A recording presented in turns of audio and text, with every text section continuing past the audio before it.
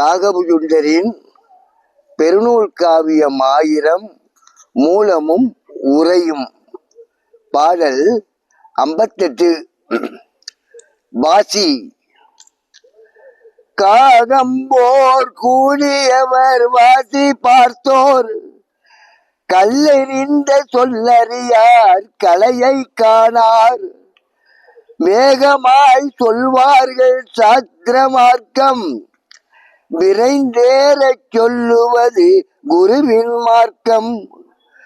நாகம்போல் நாக்கிரண்டு வைத்து கொண்டு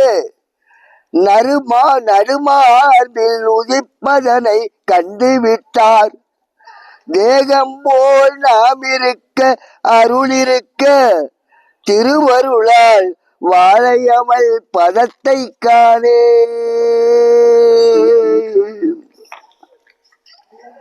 ஞானம் அடைய வேண்டி சத்சங்கம் சத் விசாரம் செய்பவர்கள் காகம்போல் ஒன்று கூடி வாசியை ஆராய்ந்து பயிற்சி செய்து பார்த்து பலனடைவார்கள். கல்லறிந்தால் பறந்தோடும் காகம் போன்றோர் வாசியை இயக்கும் மந்திர சொல்லை அறியாமல் சாகாக்கலையை காண மாட்டார்கள். சாஸ்திர மந்திரங்கள் யாவையும் வெகு வேகமாக சத்தமிட்டு கத்துவதால் வாசி வசப்படுவா?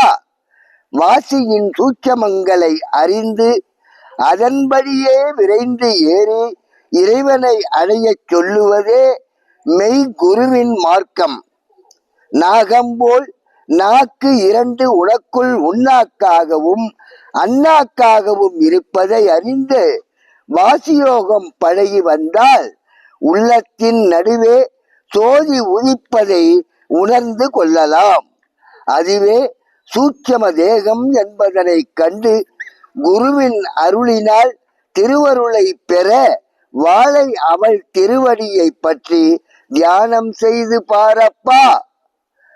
அன்பே சிவம், அன்பே சிவம்.